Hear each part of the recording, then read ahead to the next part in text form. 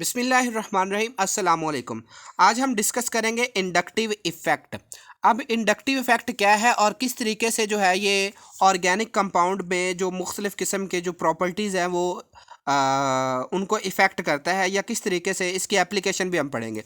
तो इस लेक्चर को अपने शुरू से लास्ट तक देखना। डेफिनेटली कोई भी कंपाउंड होगा तो आप उसको इंडक्टिव इफ़ेक्ट के ज़रिए उसकी नेचर को जो है वो एक्सप्लेन करने के काबिल हो जाएंगे। तो पहले हम डिफ़ाइन कर लेते हैं the introduction the induction of a permanent dipole in a covalent bond between two unlike atom of different electronegativity is called inductive effect। कि डाइपोल का इंडक्ट होना एक कोवलेंट बॉन्ड में, वो कोवलेंट बॉन्ड जो दो डिफरेंट एटम्स के दरमियान हो और उन एटमों की जो इलेक्ट्रोनेगेटिविटी है वो भी डिफरेंट हो, तो इस इफेक्ट को हम, इस इंडक्शन के इफेक्ट को, इंडक्शन ऑफ डाइपोल के इफेक्ट को जो हम क्या कहेंगे, इंडक्टिव इफेक्ट कहेंगे। अब इसकी रिप्रेजेंटेशन सबसे देखेंगे। फर्ज करें हमारे पास ए और बी दो एटम्स हैं। ए जो है ये इलेक्ट्रो पॉजिटिव है और बी जो है वो उससे नेगेटिव है। तो ए के ऊपर पॉजिटिव चार्ज और बी के ऊपर नेगेटिव चार्ज है। तो इंडक्टिव इफेक्ट को हमने इस एरो के जरिए एक्सप्लेन करना है, जिसका ये वाला जो हेड है, मतलब ये टोटल एरो नहीं है, सेंटर में इस तरीके से एक्सप्लेन कर रहे हैं। तो जो हेड है ये उस एटम की जानब होता है जिसकी इलेक्ट्रोनेगेटिविटी ज़्यादा होती है। अब हम एक्सप्लेन करते हैं मॉलिक्यूल्स को। सबसे पहले हम ये देखेंगे कि क्या अल्केन इंडक्टिव इफेक्ट शो करती है, क्योंकि अल्केन में दो कार्बन एटम एक जैसे होते हैं। अब अल्केन्स में चूंकि सारे एटम्स जो हैं वो चेन में कार्बन होते हैं और सारे कार्बन एटम एक जैसे होते हैं और सबकी इलेक्ट्रोनेगेटिविटी इक्वल होती है, तो उसका रिजल्ट ये होगा कि किसी किस्म का अल्केन में डाइपोल इंड्यूस नहीं होगा। अगर अल्केन में डाइपोल इंड्यूस नहीं होता तो इसका मतलब ये है कि इनका इंडक्टिव इफेक्ट भी जो है वो ज़ीरो होगा। लेकिन अगर हम अल्काइल हैलाइड लेते हैं, ये एक्स जो है ये हैलोजन को रिप्रेजेंट करता है। अब हैलोजन की इलेक्ट्रोनेगेटिविटी कार्बन के मुकाबले में ज़्यादा होती है। तो यहाँ पर हम क्या करेंगे कि हम ये आसानी से एक्सप्लेन कर सकते हैं और आसानी से ये बता सकते हैं कि जो अल्काइल हैलाइड है इनका कोई ना कोई डाइपोल मूवमेंट होता है। तो इसका मतलब ये है कि डाइपोल मूवमेंट जो है वो इंड्यूस हो रहा है। तो ये क्या कहलाएगा कि ये इंडक्टिव इफेक्ट को फॉलो करेंगे। अब ग्रुप्स कौन कौन से हैं? दो किस्म के ग्रुप्स जो हैं वो इंडक्टिव इफेक्ट में शामिल होते हैं। एक group with negative eye effect, एक group with positive eye effect. अब नेगेटिव आई वाले कौन से होंगे? वो एटम्स या ग्रुप ऑफ एटम्स होंगे जो कि इलेक्ट्रॉन विदड्रॉ कर लेंगे टुवर्ड्स इटसेल्फ, मतलब जिस एटम के साथ ये वाले ग्रुप लगे होंगे उनसे इलेक्ट्रॉन अपनी तरफ खींच लेंगे। अब इंडक्टिव इफेक्ट का जो है ये ऑर्डर देख लें कि NO2 का सबसे ज़्यादा इंडक्टिव इफेक्ट है, क्योंकि इसमें नाइट्रोजन भी इलेक्ट्रोनेगेटिव है, दो ऑक्सीजन है, दोनों के दोनों इलेक्ट्रोनेगेटिव है। इसी तरीके से CN ग्रुप, फिर फ्लोरीन आता है, फिर COOH आता है, फिर Br आता है, उसके बाद I आता है, फिर OCH3 आता है और एंड पे जो है वो हमारे पास ये फिनाइल ग्रुप आ जाता है।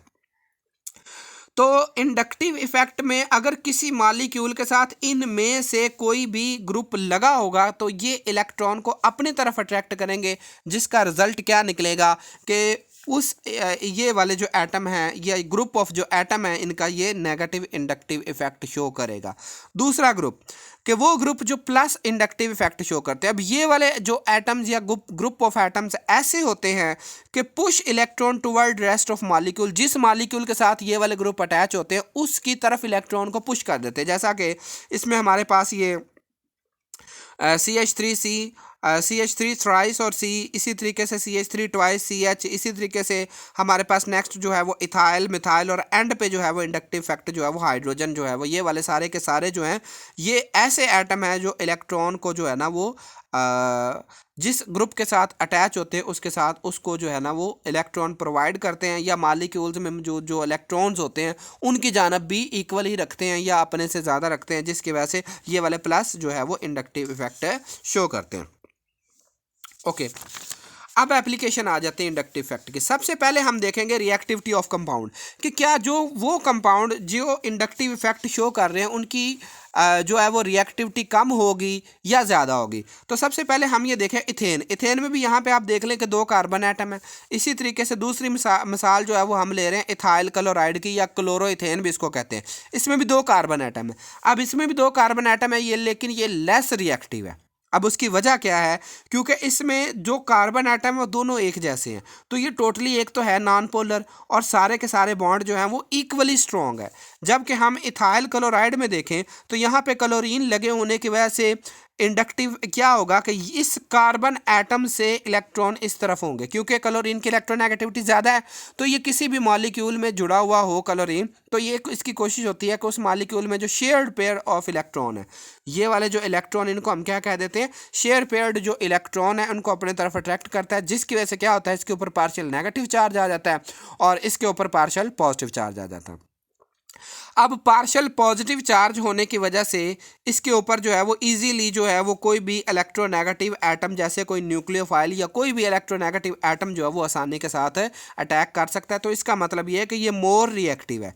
तो इस तरह हमें पता चला कि इथेन से इथाइल क्लोराइड जो है वो मोर रिएक्टिव क्यों है, ड्यू टू इंडक्टिव इफेक्ट।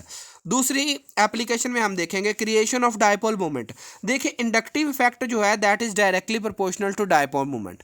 जितना ज़्यादा किसी कंपाउंड में इंडक्टिव इफेक्ट होगा उतना ही ज़्यादा उसका डायपोल मोमेंट होगा। तो यहाँ पे हमारे पास आइडोमिथेन देख लें तो इसका इंडक्टिव इफेक्ट 1.64 डिबे है। ब्रोमोमिथेन देखें तो 1.79 डिबे है। और अगर हम मिथेन देखते हैं तो 1.83 डिबे है। तो अब तीनों ही एलोजेन्स हैं, लेकिन क्योंकि आयोडीन की इलेक्ट्रोनेगेटिविटी कम है, ब्रोमीन की उससे ज़्यादा है, और सबसे ज़्यादा इन तीनों में से जो है वो किसकी है, क्लोरीन की है।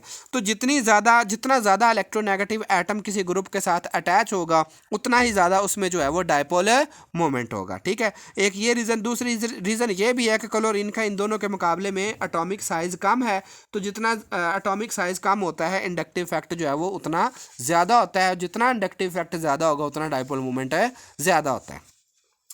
अब acidity of the carboxylic acid. देखिए एग्जामिनेशन में इस तरीके से क्वेश्चन आ सकते हैं, जो ये हम आप कार्बोक्सिलिक एसिड से रिलेटेड पढ़ रहे हैं कि सपोज हमारे पास दो एसिड है, एक एसिटिक एसिड है, एक क्लोरो एसिटिक एसिड है।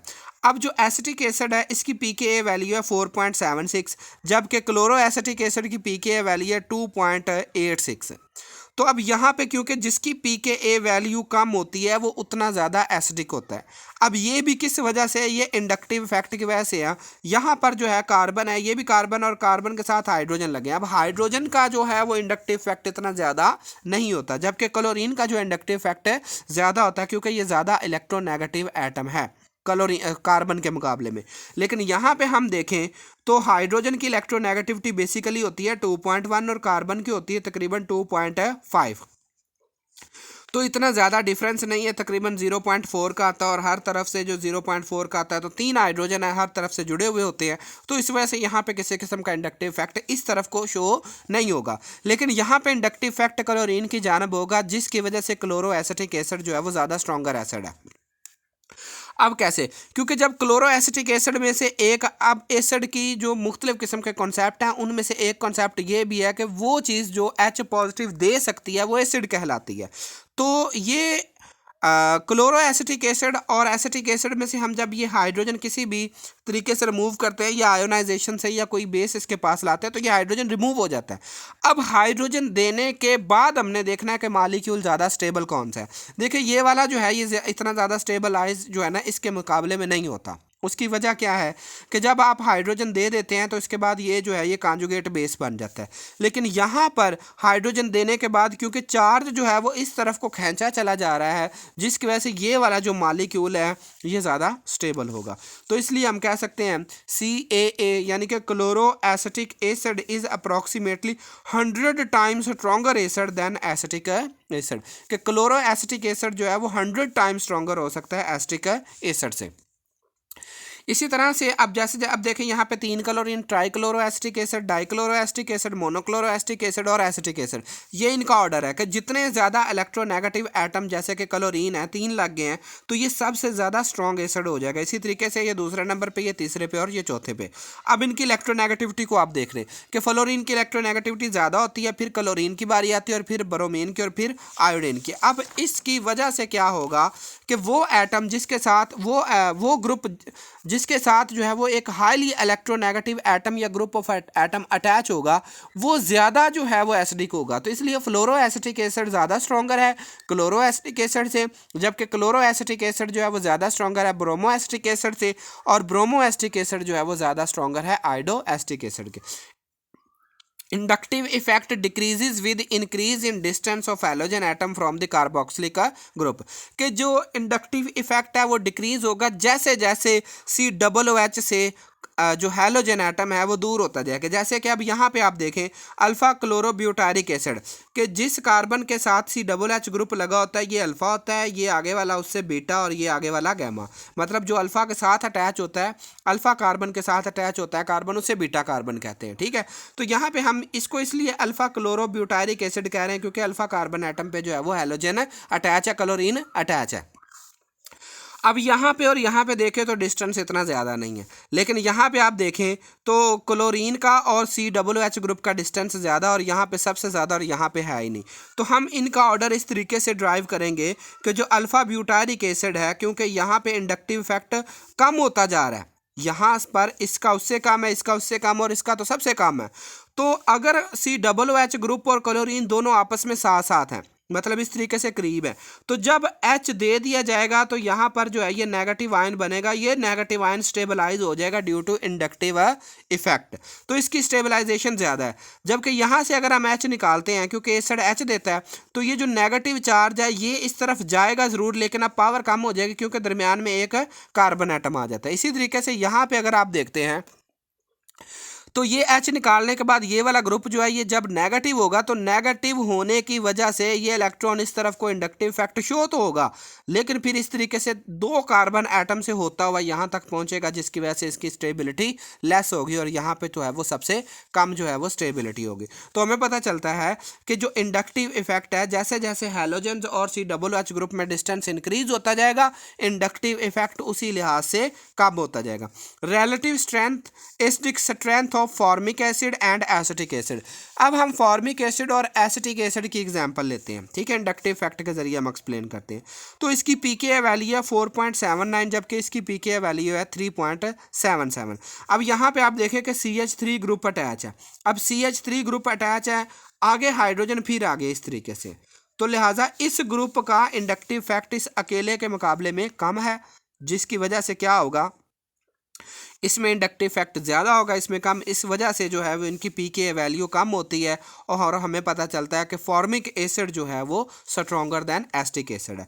अब CH3 ग्रुप जो है इसका +1 है, इंडक्टिव इफेक्ट है, तो it reduce release of proton from OH group, जिसकी वजह से ये OH ग्रुप से इंडक्टिव इफेक्ट कम होने की वजह से ये फिजिबिलिटी जो H देने की है ना फॉर्मिक एसिटिक एसिड की, वो कम हो जाएगी as compare to formic acid. That is why acetic acid is weaker than formic acid. Rate of nucleophilic addition. अब न्यूक्लियोफिलिक एडिशन जो बेसिकली प्रॉपर्टी होती है वो कार्बोनिल कंपाउंड के होते हैं जिनमें एल्डिहाइड और कीटोन आ जाते हैं, ठीक है। तो अगर ये जो नेगेटिव ग्रुप डिक्रीज अवेबिलिटी, अब क्योंकि जो कार्बन के साथ इंडक्टिव इफेक्ट शो करने के लिए कोई इलेक्ट्रोनेगेटिव एटम जुड़ा हुआ है, तो वो जो इलेक्ट्रोनेगेटिव एटम है वो क्या शो कर रहा है, माइनस इंडक्टिव इफेक्ट, मतलब जिस कार्बन एटम के साथ कोई नेगेटिव लगा उससे इलेक्ट्रॉन ले रहा है। तो अब क्या होगा कि ये जो ग्रुप डिक्रीज कर देगा availability of electron on carbonyl carbon and increases rate of nucleophilic addition, जैसा कि ये इंडक्टिव इफेक्ट का ऑर्डर है। अब यहाँ पे एग्जांपल से समझें आप कि ये CL जो यहाँ पे हमारे पास ये 3 क्लोरीन के एटम इस कंपाउंड में लगे हुए हैं, ठीक है, ये एल्डिहाइड कंपाउंड है, तो 2,2 ट्राई क्लोरो एथानल इसका नाम है, इसमें 3 क्लोरीन के एटम है। अब यहाँ पे सबसे ज़्यादा इंडक्टिव इफेक्ट है कि 3 क्लोरीन एटम अगर हम देखें तो इस तरीके से जब ये जुड़ते हैं तो क्या होगा कि ये वाले इलेक्ट्रॉन्स को बहुत ज़्यादा अपनी तरफ खींच लेंगे, जिसका रिजल्ट क्या होगा कि ये वाला कार्बन जो है वो बहुत ज़्यादा पॉजिटिव हो जाएगा। अब जब ये पॉजिटिव हो गया तो कोई भी न्यूक्लियोफाइल यहाँ पे आके अटैच हो सकता है और बाद में इलेक्ट्रोफाइल अटैच होके ये जो डबल बॉन्ड है ये सिंगल बॉन्ड में चेंज हो सकता है। तो जिसकी वजह से क्या होगा कि जितना ज़्यादा इलेक्ट्रोनेगेटिव ग्रुप अटैच होगा किसी भी फंक्शनल ग्रुप जैसा कि कार्बोनिल के साथ, उतनी ज़्यादा कार्बोनिल कंपाउंड की जो है वो न्यूक्लियोफिलिक एडिशन वाली जो रिएक्टिविटी का रेट है वो ज़्यादा होता जाएगा। दूसरे नंबर पर फॉर्मेल्डिहाइड आता है, फिर एस्टल्डिहाइड, और सबसे कम जो है वो न्यूक्लियोफिलिक एडिशन रिएक्शन जो है वो एसीटोन शो करेगा। अब इसकी वजह क्या है, इसके दोनों जानब जो है वो CH3 ग्रुप लगे हैं, तो CH3 ग्रुप के जो इंडक्टिव इफेक्ट की एबिलिटी होती है वो कम होती है, ठीक, इलेक्ट्रॉन डोनेटिंग एबिलिटी कम होती है, जिसकी वजह से क्या होगा यहाँ पर मतलब इलेक्ट्रॉन को ड्रा करने की एबिलिटी, देने की नहीं, ड्रा करने की, किस कार्बन, ये भी कार्बन ये भी कार्बन, दोनों के इलेक्ट्रोनेगेटिविटी में ज़्यादा डिफरेंस ना होने की वजह से क्या होगा कि ये वाले इलेक्ट्रॉन इस तरफ ज़्यादा अट्रैक्ट नहीं होंगे। तो इसका मतलब है इस कार्बन के ऊपर ज़्यादा पार्शियल पॉजिटिव या पॉजिटिव चार्ज नहीं होगा, जबकि यहाँ पे एक तरफ ये हाइड्रोजन है, दूसरी तरफ ये CH3 है। तो इस हाइड्रोजन का कार्बन के मुकाबले में थोड़ा सा इंडक्टिव फैक्टर ज़्यादा है, तो क्या होगा कि यहाँ पे ये पॉजिटिविटी बढ़ सकती है। अब basic strength of amine, greater tendency to donate electron pair for coordination with proton more is basic nature के वो ग्रुप जिसके पास कोऑर्डिनेशन कंपाउंड बनाने की एबिलिटी होती है प्रोटॉन के साथ यानी कि हाइड्रोजन के साथ, तो वो ज़्यादा बेसिक होता है। अब +1 ग्रुप जो होते हैं increase the basicity of the strength, मतलब ये कि बेसिक स्ट्रेंथ को इंक्रीज करने वाले +I वाले जो है ना वो ग्रुप है। अब जैसे कि अब हम अमोनिया की एग्जांपल लेते हैं, ठीक है। अब अमोनिया में हम यहाँ पे ये देख रहे हैं कि अमोनिया में नाइट्रोजन के पास एक लोन पेयर है जो कि हाइड्रोजन को डोनेट कर सकता है, जिसकी वजह से ये बेस है और ये क्या हो जाएगा, ये एसिड है। तो जितनी ज़्यादा एबिलिटी इस नाइट्रोजन की होगी एच को, ये जो इलेक्ट्रॉन का पेयर डोनेट करने की, उतना ज़्यादा ये बेसिक होगा, ठीक है। यही चीज़ है greater the tendency to donate electron pair for coordination compound. Coordination बनाने के लिए जितने ज़्यादा अवेबिलिटी होगी या जितनी ज़्यादा टेंडेंसी होगी किसी मटेरियल, किसी मालिक्यूल की कि वो इलेक्ट्रॉन का पेयर दे उतना ज़्यादा वो बेसिक होगा, ठीक है। तो रिलेटिव स्टेबिलिटी जो है, जो बेसिसिटी जो है वो इंक्रीज होती जाएगी जैसे जैसे, अब देखें यहाँ पे R3N है, ठीक है। तो ये नाइट्रोजन यहाँ पे बहुत जल्दी जो है वो इलेक्ट्रॉन का पेयर दे सकता है, जिसकी वजह से ये ज़्यादा बेसिक है। दूसरे नंबर पे ये R2NH है, तीसरे नंबर पे RNH2 और लास्ट पे जो है वो हमारे पास NH3 ग्रुप है। रिलेटिव स्टेबिलिटी ऑफ कार्बोकेटाइन, देखिए जो कार्बोकेटाइन, 3 किस्म के कार्बोकेटाइन होते हैं, ये टर्शरी है, ये सेकेंडरी है और ये वाले जो हैं ये प्राइमरी है। ओके अब टर्शरी कैसे है कि जिस कार्बन के ऊपर ये पॉजिटिव चार्ज है, ये कार्बन आगे 3 कार्बन एटम से अटैच है तो इसलिए इसको टर्शरी कहेंगे। अब जिस कार्बन के ऊपर पॉजिटिव चार्ज है ये आगे 2 कार्बन के साथ अटैच है, इसलिए इसको हमने सेकेंडरी कह दिया, उसको रिप्रेजेंट ऐसे करते हैं। और इसी तरीके से जिस कार्बन एटम के पास यहाँ पे पॉजिटिव चार्ज है वो आगे 1 कार्बन एटम से अटैच है, तो इसलिए हमने इसको क्या कह देना कि ये प्राइमरी है। तो टर्शरी कार्बोकेटाइन जो है इंडक्टिव इफेक्ट इनका जो है वो सबसे ज़्यादा होता है, ठीक है। यहाँ पे देखिए अब ये वाला जो पॉजिटिव है ये इधर से भी और इधर से भी और इधर से भी इलेक्ट्रॉन को ड्रा करने की कोशिश करेगा, क्योंकि यहाँ पर अगर हम देखें तो मज़ीद अगर स्ट्रक्चर को एक्सपेंड करते हैं तो क्या होगा कि फ़र्ज़ करें ये पॉजिटिव है, ये पॉजिटिव होने की वजह से इलेक्ट्रॉन को अपनी तरफ खींच रहा है, तो ये वाले कार्बन थोड़ा थोड़ा इलेक्ट्रॉन का इफेक्ट जो है वो इन तीनों हाइड्रोजन से ले लेंगे। तो इसका मतलब है ये वाला कार्बन एटम जो है वो अगर ये इलेक्ट्रॉन थोड़े से इधर आ भी जाए तो इसको कोई मसला नहीं है, तो ये एक स्टेबल टर्शरी कार्बोकेटाइन जो है वो बन जाएगा, ठीक है। दूसरा ये है कि ये हाइपर कॉन्जुगेशन को भी फॉलो करेंगे, ठीक है। और इसी तरीके से ये और ये वाले कंपाउंड, लेकिन इनमें जो है वो आस्ता आस्ता वो एबिलिटी जो है स्टेबिलिटी की कम होती जाएगी, डोनेशन की भी, इसके अलावा जो है वो हाइपर कॉन्जुगेशन के स्ट्रक्चर भी जो है वो इनके कम होते जाएंगे, ठीक है। जज़ाकल्लाह, अल्लाह ताला आपके और मेरे इल्म में इजाफा फरमाए। अगर आपको ये लेक्चर अच्छा लगा हो तो प्लीज़ सब्सक्राइब माई चैनल।